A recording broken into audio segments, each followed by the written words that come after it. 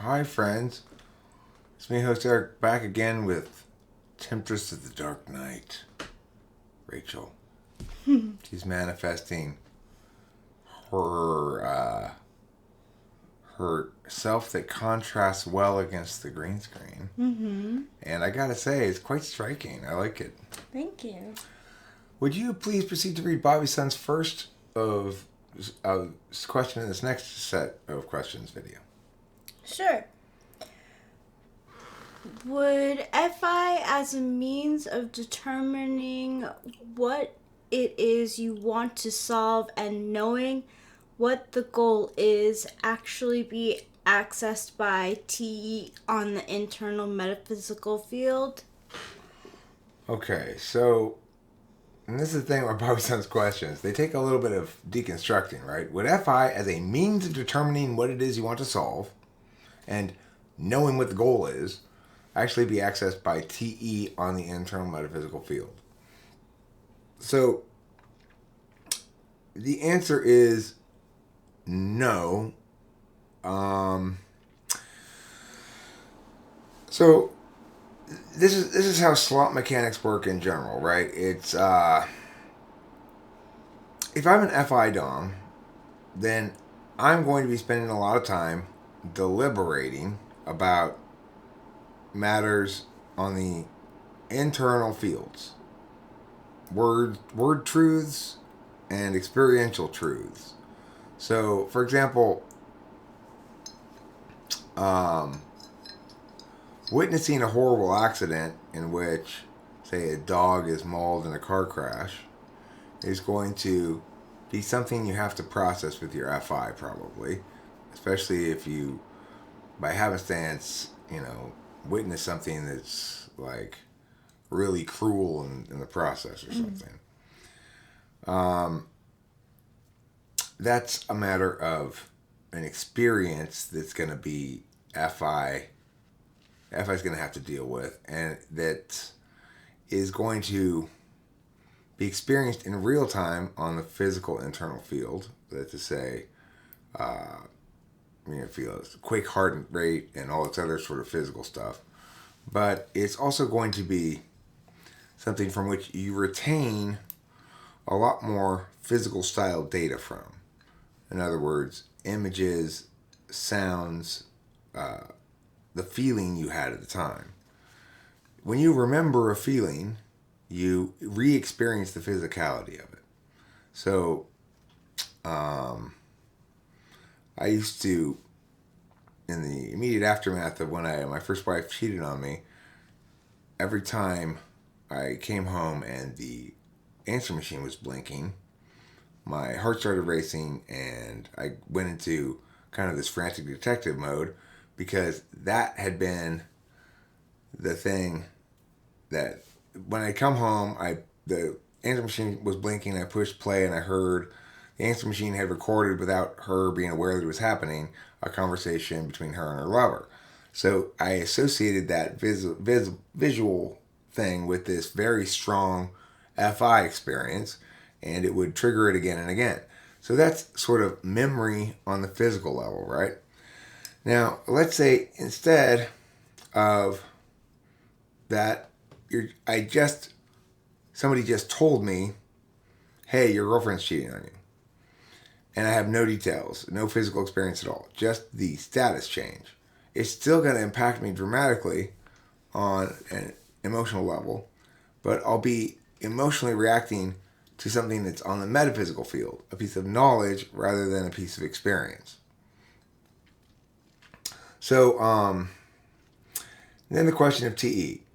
So, in the example of the answer machine, what would happen is my strong FI echo, memory, or whatever you want to call it, re-experiencing, would drive me into demonstrative TE mode, and I'd go into detective mode and try once again to find more information.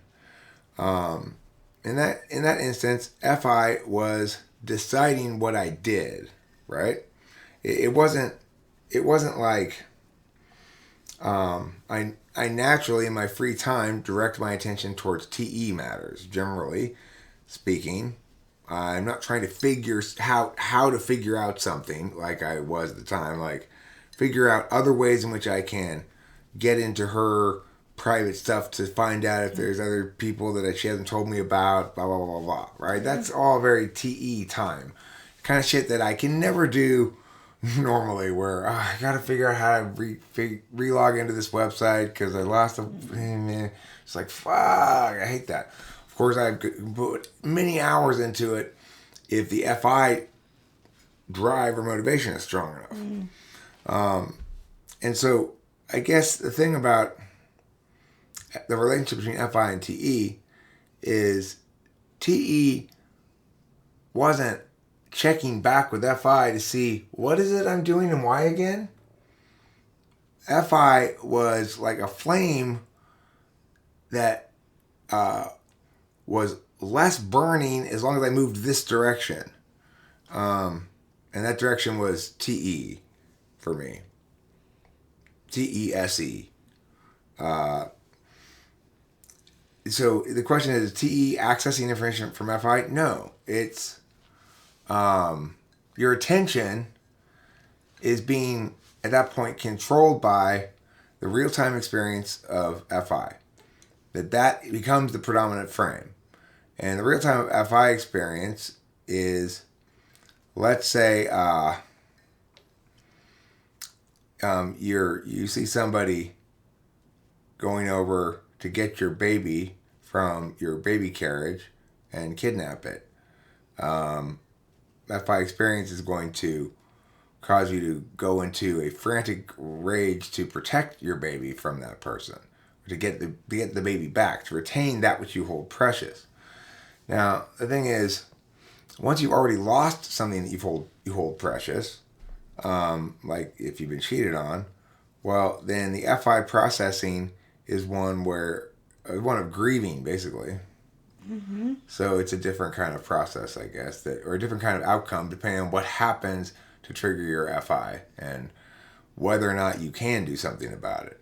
So in that sense, the TE part of my FI response of grieving was denial, right? Like, yeah. I'm going to deny that this is already broken by pretending like I'm still trying to find out how broken it is, in some sense. Yeah. FI does do that. So the TE then would be directed towards the problems in front of me as I was being driven by my FI, such as how do I hack into this email account or something. Mm-hmm. Okay, next one. Is the self the same as the combination of the mind and the body? The internal metaphysical, the internal physical, the internal metaphysical field? Or are you referring to our consciousness, nervous system, or something else?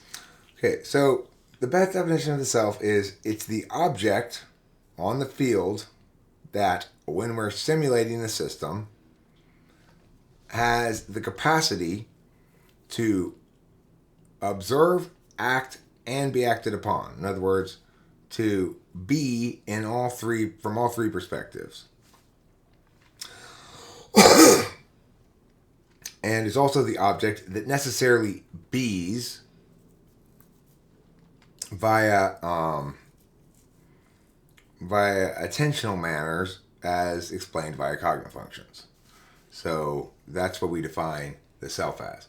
Now, if you're asking me in some sort of philosophical sense what the self is, we need to define a self, an agent, a person for the purposes of simulating it.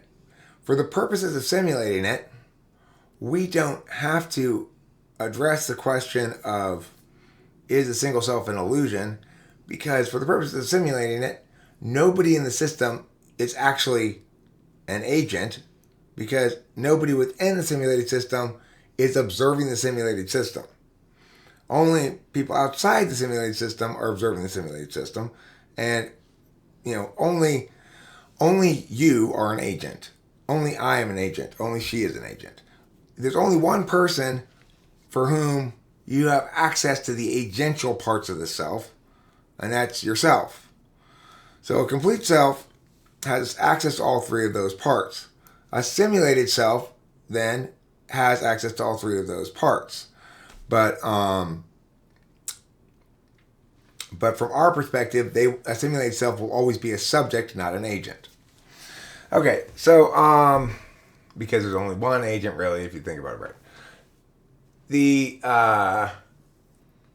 regarding the single self illusion, like, well, what about for yourself? Like, what actually are you, Eric? Are you a confluence of these things? I am.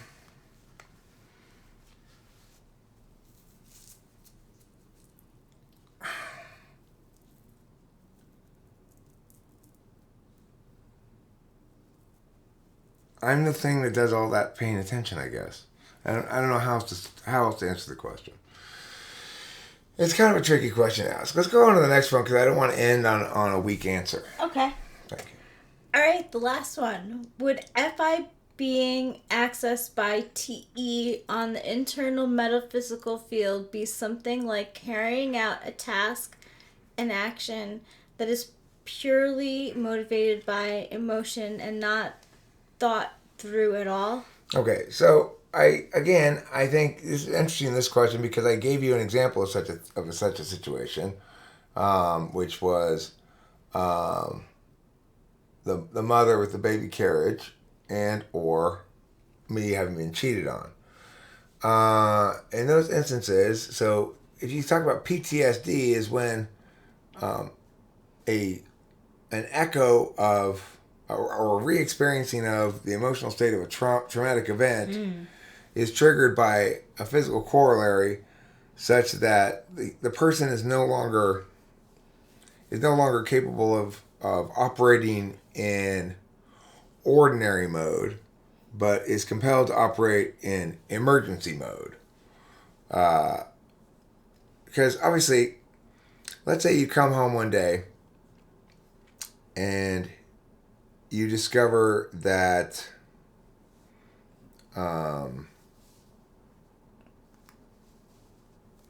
there's a hobo, a wild-haired, dirty, fingernailed hobo crouching in the corner of your living room, and they've got some of their stuff spread out in front of them, and they've got a sleeping bag there. Now, the thing is, at that point, you might have to leave the house in terror, right? You might have to run out of the house in terror. You might confront the guy, or you might run out of the house in terror. Let's pretend you run out of the house in terror. That's an appropriate response because of an emergency situation. It's not, however, a healthy way to deal with the situation. So once you've run away from the house, now you got to call the cops, right? You don't just say, well, guess got to throw that house away. Mm-hmm. Lost cause of that house. I ran from that guy, so that means it's his now. In that instance, what I'm saying is, FI gives you superpowers of motivation to do something or to react in some way when there are strong provoked feelings. If you have strong fear, you're gonna have fight or flight response. If you've got strong sorrow, you'll probably go through the stages of grief. But yeah, that's not TE accessing anything on the field. So it's like when you say, what if I'm being accessed by TE? It doesn't so much get accessed as it is they're on the same axis but they happen separately. Like, look, the interface functions always have to engage with the knowledge functions in order to interface properly, and the deliberation function is something that sort of happens at a separate step. In contrast, the action functions and deliberation functions can happen as separate steps because the action function doesn't just pair with TI, it can also pair, and generally does, with SE or SI or NI, because SE, SI, NI are all perceiving functions.